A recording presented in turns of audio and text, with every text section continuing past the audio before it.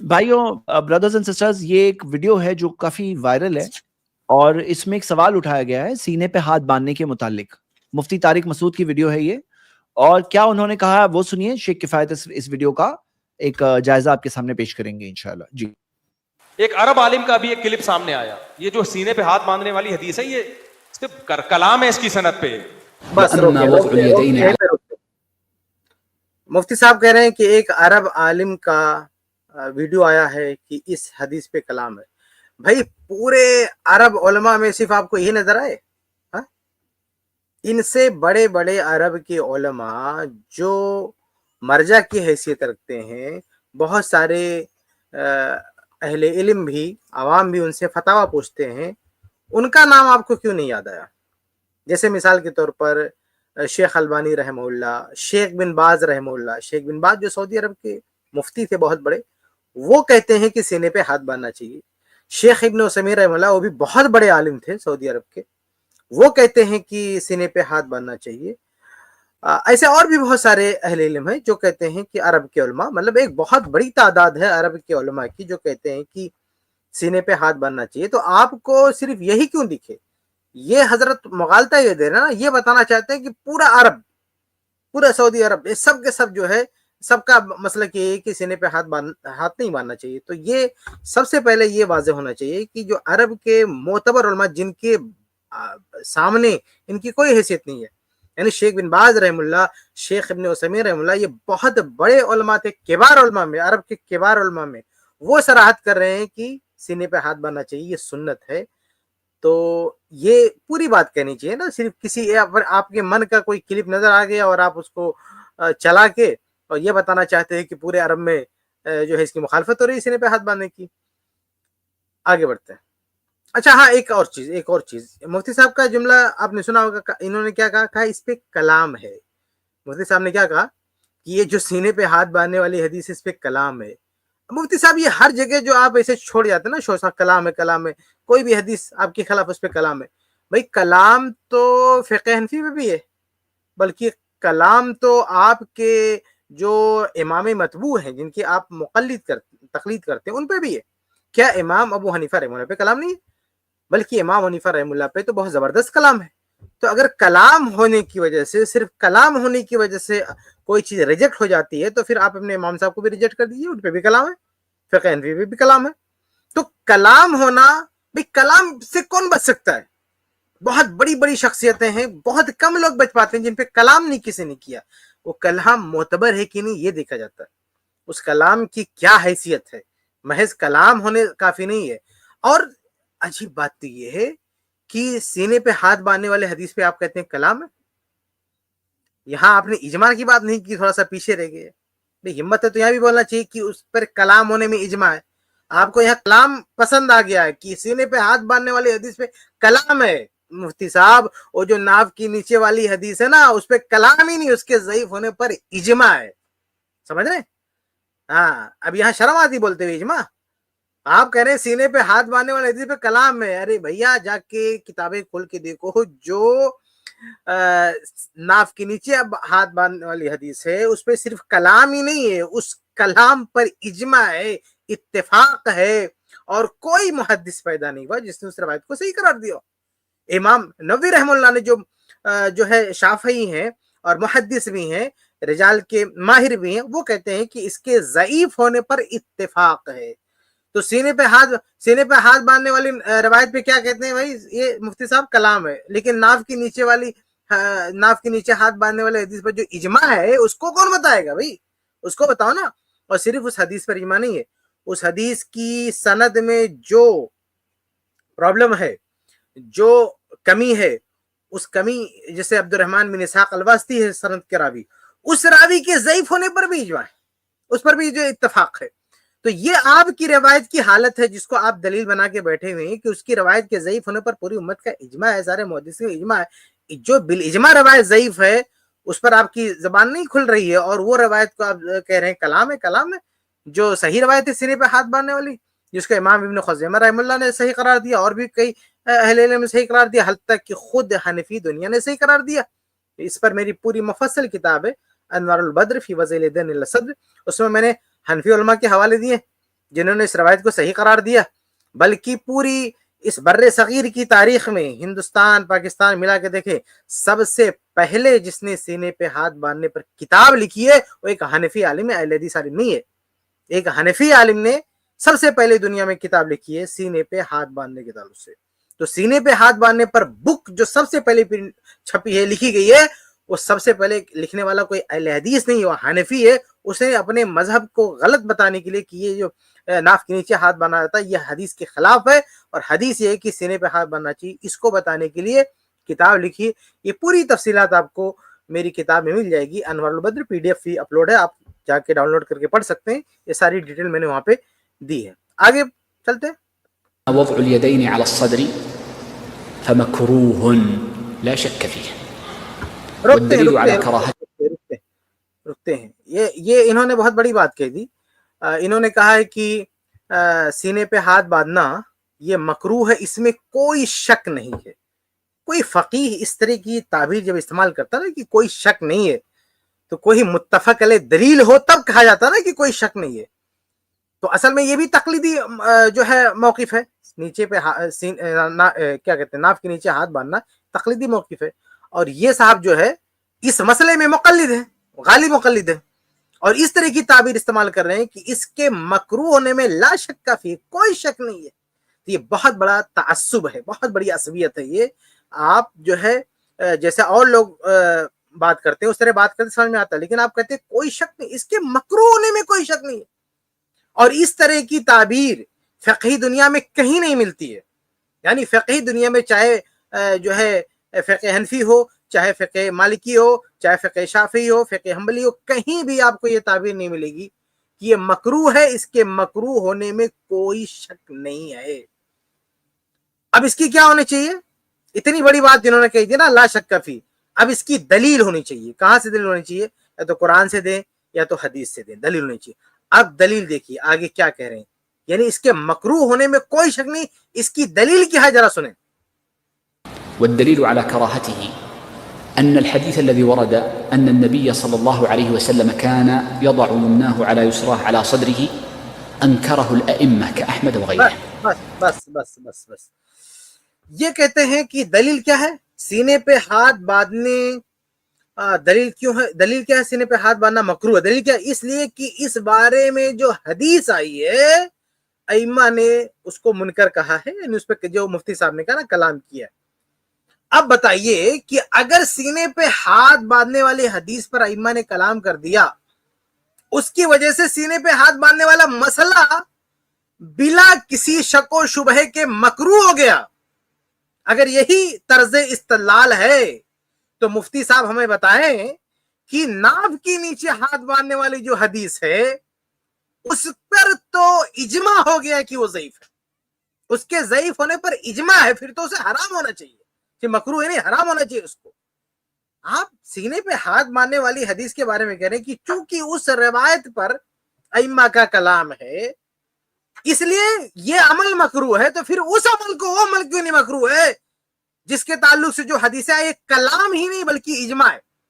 تو یہ جو حنبلی طرز استدلال ہے ان کا، یہ جو چاہے یہ حنفی مقلد ہو چاہے حنبلی مقلد ہو، یہ دونوں جو ایک طرح کی بات کر رہے ہیں نا، ان دونوں سے میرا سوال ہے کہ سینے پہ ہاتھ باندھنے والی حدیث پر اگر ائمہ نے کلام کر دیا تو وہ مسئلہ ہی مکروہ ہو گیا، تو ناف کے نیچے ہاتھ باندھنے والی حدیث پر کلام ہی نہیں اجماع ہے ائمہ نقد کا، اسے کتنا مکروہ ہونا چاہیے آپ لوگ سوچ کے بتائیں.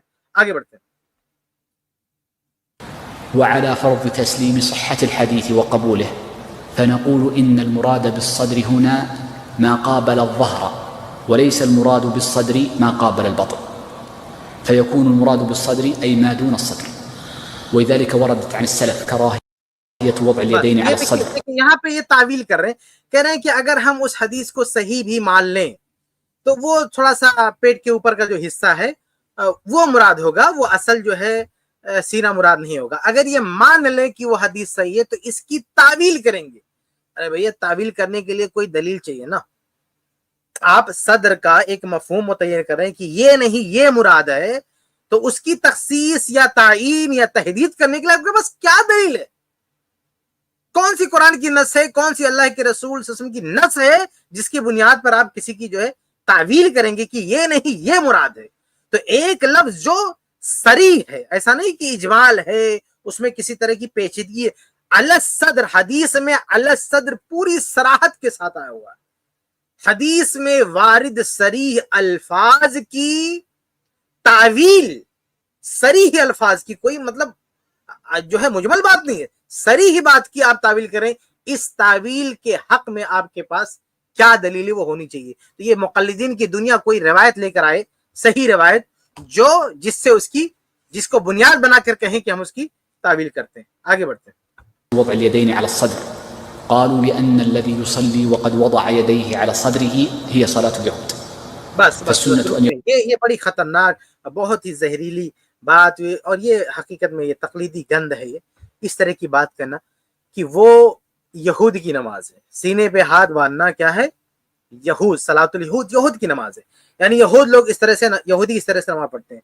تو مفتی صاحب آپ کیا کیجیے, آپ بیٹھ کے نماز پڑھیے. یہودی کھڑے ہو کے نماز پڑھتے ہیں, آپ بیٹھ جائیے, آپ کھڑے ہی مت ہوئیے.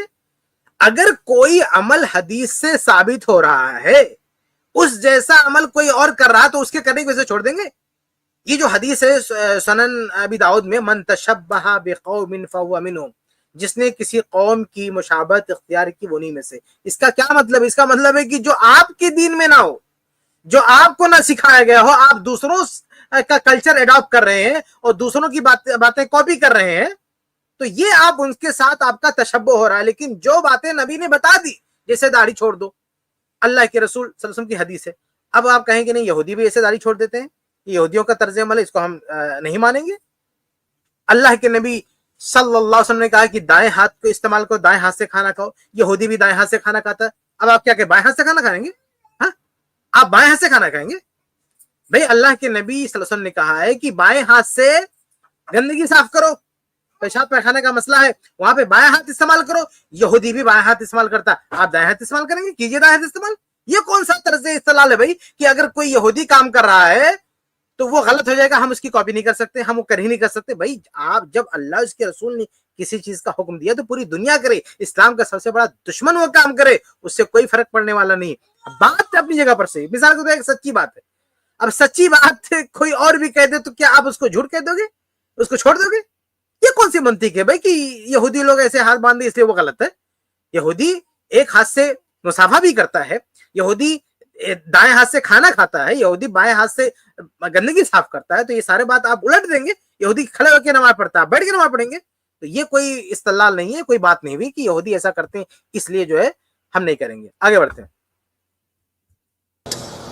فالسنة أن يكون دون الصدر وأكمل السنة أن يكون تحت السرة. اس لیے میرے بھائی جو صدیوں سے متواتر متداول, بس رکھتے. انہوں نے کہا کہ سنت یہ ہے, مطلب بہتر یہ ہے کہ تحت السرہ, ناف کے نیچے جو ہے ہاتھ باندھا جائے. کہاں دلیل اس کی بھائی؟ سینے پہ ہاتھ باندھنے والی پر تو آپ نے کلام کہہ دیا, اس کو لاؤ اور کہا نا امت نے اجماع کیا ہے. الا فی اتفاق, اس کی حدیث کے ضعیف ہونے پر اتفاق ہے, یہ بتائیے نا.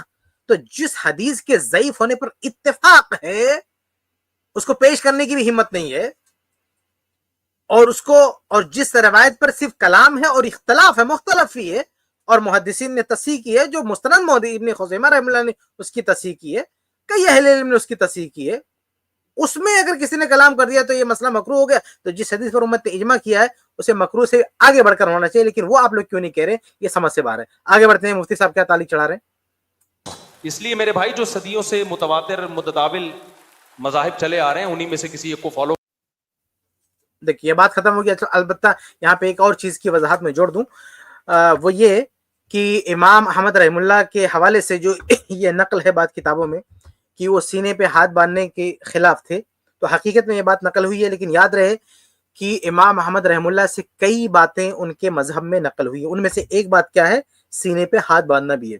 چنانچہ ابن رجب حنبلی رحمہ اللہ کی جو کتاب ہے فتح الباری صحیح بخاری کی شرح میں, اس میں امام ابن رجب حنبلی, جو حنبلی ہیں, حنبلی عالم, انہوں نے سینے پہ ہاتھ باندھنے کا ایک قول امام احمد رحم اللہ کی طرف منسوب کیا ہے کہ یہ بھی ایک روایت ہے امام احمد رحم اللہ سے, اور بلکہ خود جو ہے حنفی ائمہ نے بھی امام احمد رحم اللہ کی طرف یہ قول منسوب کیا ہے کہ سینے پہ ہاتھ باندھنا ان سے ان کی طرف جو ہے ان سے منقول ہے، یہ تفصیلات آپ کو میری کتاب میں مل جائے گی۔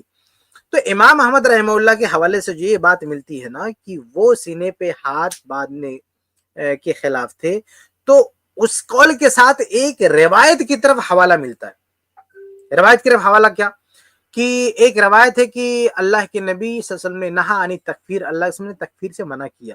تو اس انداز کی جو روایت ہے نا، ایسی کوئی روایت جو ہے صحیح سند سے موجود نہیں ہے۔ اس لیے اگر کسی ضعیف روایت پر غیر ثابت روایت پر کسی مسئلے کی بنیاد ہو تو اس کی کوئی حیثیت باقی نہیں رہتی ہے۔ تو پہلی بات یہ کہ وہ روایت جس پر بنیاد بنا کے امام محمد رحمہ اللہ کا قول نقل کیا جاتا ہے، جس قول کی جو بنیاد ہے وہ بنیاد کا کوئی عطا پتہ نہیں ہے، ایسی کوئی صحیح روایت پائی نہیں جاتی ہے، اس لیے یہ قول غیر معتبر ہو گیا، کیونکہ اس قول کے ساتھ دلیل نہیں ہے، مرسل قول ہے، اس کی کوئی حیثیت نہیں۔ دوسری بات یہ ہے کہ اگر ہم تھوڑی دیر کے لیے مان لیں کہ کسی حدیث میں آیا ہے کہ تکفیر سے منع کیا گیا ہے، سینے پہ ہاتھ باندھنے سے منع کیا گیا، لیکن اس حدیث میں جو امام محمد رحمہ اللہ کے حوالے سے قول کے ساتھ اٹیچ کر کے پیش کی جاتی ہے، اس میں یہ تو نہیں ہے کہ نماز کے اندر سینے پہ ہاتھ باندھنے سے منع کیا گیا۔ بھئی کچھ لوگ کسی کی تعظیم کرتے ہیں یا کسی کی کے سامنے جھکتے ہیں تو سینے پہ ہاتھ باندھ کے جھکتے ہیں، تو وہ کیفیت ممنوع ہو سکتی ہے، وہ کیفیت، بلکہ بعض لغت کی کتابوں میں آپ دیکھیں گے المعجم الوسیط میں جلد 2 صفحہ 791 پہ لکھا ہوا ہے کہ تکفیر کا معنی یہ ہے کہ تعظیم کے لیے سینے پہ ہاتھ باندھ کے کسی کے سامنے جھکنا، تو یہ جو کیفیت ہے نا، کسی انسان کے سامنے سینے پہ ہاتھ باندھنے کی جھکنا، یہ ممنوع ہو سکتی ہے نا۔ لیکن نماز میں اللہ کے سامنے آدمی کھڑا ہے اور وہاں سینے پہ ہاتھ باندھنا، وہ چیز کیسے غلط ہو جائے گی بھائی؟ اگر عام حالات میں انسانوں کے ساتھ تعامل اختیار کرتے ہوئے کسی چیز کو منع کیا گیا، جیسے دیکھیے تعظیم کے لیے کھڑے ہونے سے منع کیا گیا، صحیح حدیث موجود ہے کہ کسی شخص کی تعظیم کرتے ہوئے آپ کھڑے نہیں ہو سکتے، اللہ کے رسول صلی اللہ علیہ وسلم نے منع فرمایا۔ تو اب اس حدیث کو بنیاد بنا کے کیا ہم یہ کہیں گے نماز کے اندر بھی کھڑا نہیں ہونا، بیٹھ کے نماز پڑھنا؟ بھائی نماز کے اندر ہم کھڑے ہو رہے ہیں، وہ تعظیم اللہ کی ہے، کسی انسان کی نہیں ہے۔ کہ اگر یہ مان بھی لیتے ہیں کہ وہ روایت موجود ہے، پہلی بات تو روایت صحیح نہیں ہے، لیکن اگر ہم تھوڑی دیر کے لیے مان لیں کہ وہ روایت جو ہے ایسی کوئی روایت پائی جاتی ہے، تو اس کے باوجود بھی اس روایت کی بنیاد پر ہم کوئی بات نہیں کہیں گے، کیونکہ نماز کے باہر نماز کی صراحت اس میں نہیں ہے، نماز کی چونکہ اس کے اندر کوئی صراحت نہیں ہے، اس لیے نماز میں اس کو ہم دلیل نہیں بنا سکتے۔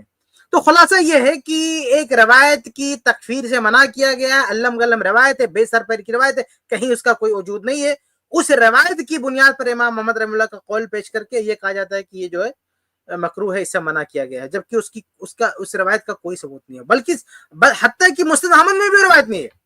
امام احمد رحمہ اللہ کی جو کتاب ہے نا مسند، اس میں بھی ایسی کوئی روایت نہیں، بلکہ امام احمد رحمہ اللہ کی کتاب جو ہے مسند احمد، اس میں تو یہ روایت موجود ہے سینے پہ ہاتھ باندھنے کی۔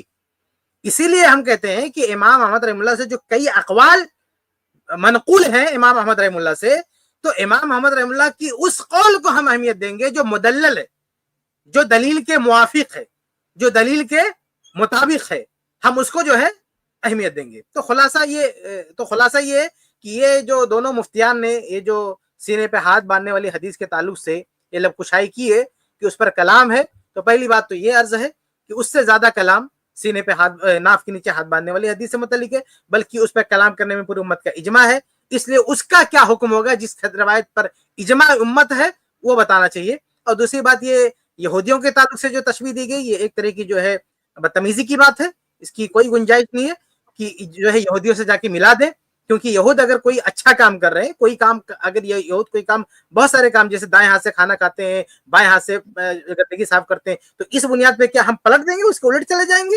یہود کھڑے ہو کے نماز پڑھتے تھے کہ ہم بیٹھ کے نماز پڑھنا شروع کر دیں گے؟ تو یہود اگر کوئی کام کرتے ہیں تو ان سے جوڑ کے ہمارے کوئی اچھے کام کو ان سے جوڑ دینا کہ وہ ایسا کرتے ہیں ہم نہیں کریں گے، تو یہ بات جو ہے غلط ہے۔ اور تیسری بات یہ کہ اس حوالے سے جو روایت بنیاد بنا کے جو ہے سینے پہ ہاتھ باندھنے والے عمل کا مذاق اڑایا جاتا ہے، اس روایت کا کوئی سر پیر نہیں ہے، اس کی کوئی سند موجود نہیں ہے اور وہ صحیح روایت نہیں ہے، اس لیے اس روایت کی بنیاد پر ہم ایسی کوئی بات نہیں کہہ سکتے۔ اللہ تعالی ہم سب کو صحیح فہم، صحیح سمجھ عطا فرمائے، آمین۔ جی، جو ریفرنس سورس شیخ نے ذکر کیا ہے، جو خاص انوار البدر نام کی کتاب ہے، اسی مسئلے پر ہے، اور جس میں شیخ نے سارے دلائل کا جائزہ دیا ہے اور بتایا ہے۔ ایک چیز چھوٹ گئی، یہ جو جس کا کلپ انہوں نے چلایا نا مفتی طارق مسعود صاحب نے، ان کی اس کلپ کی وجہ سے پوری عربی میں ایک کتاب لکھی گئی ہے. میں نے بھیجا ہے گروپ میں, زید بھائی اس کو دکھا سکتے ہیں, اس کا ٹائٹل پورا اس پر عربی میں باقاعدہ پوری کتاب ان کے خلاف لکھی گئی ہے.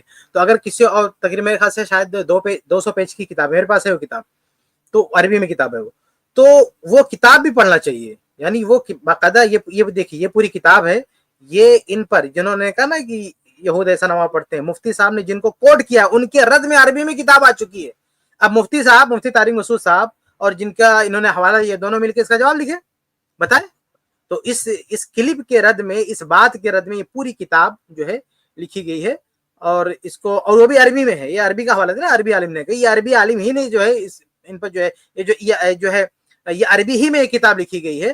ہاں, چونکہ ان کا کلام عربی میں تھا تو عربی میں یہ کتاب لکھی گئی اور پوری تفصیل کے ساتھ یہ کتاب ہے, ان پر رد کیا گیا. تو یہ کتاب بھی جو حضرت جو لوگ بھی اس کلپ کا حوالہ دینا, تو ان کے سامنے اس کتاب کا حوالہ دینا چاہیے. جی جزاک اللہ خیر. تو یہاں پہ دیکھیے میرے بھائی اور بہنیں, بات یہ ہے کہ جو ثابت ہے ہم سب کریں گے, کیونکہ نماز تو روز پڑھ رہے ہیں, دن میں 5 بار پڑھ رہے ہیں, اور ہم سب کو چیک کرنا چاہیے کیا ثابت ہے کیا نہیں ثابت ہے. تو اگر دلائل کی روشنی میں ایک تعصب کے بغیر صرف حق اور صحیح بات جاننے کے لیے اگر ایک انسان دیکھے گا تو اس کو پتا چلے گا کہ سینے پہ ہاتھ باندھنے کی جو حدیثیں ہیں وہ ثابت ہے, وہ کنفرمڈ ہے, اور اس کا پروف موجود ہے. آپ شیخ کفایت کی کتاب کو ریفر کریں. اگر آپ کنفیوز ہو اس مسئلے پہ تو ضرور ریفر کریے, آپ کے سامنے بات واضح ہو جائے گی.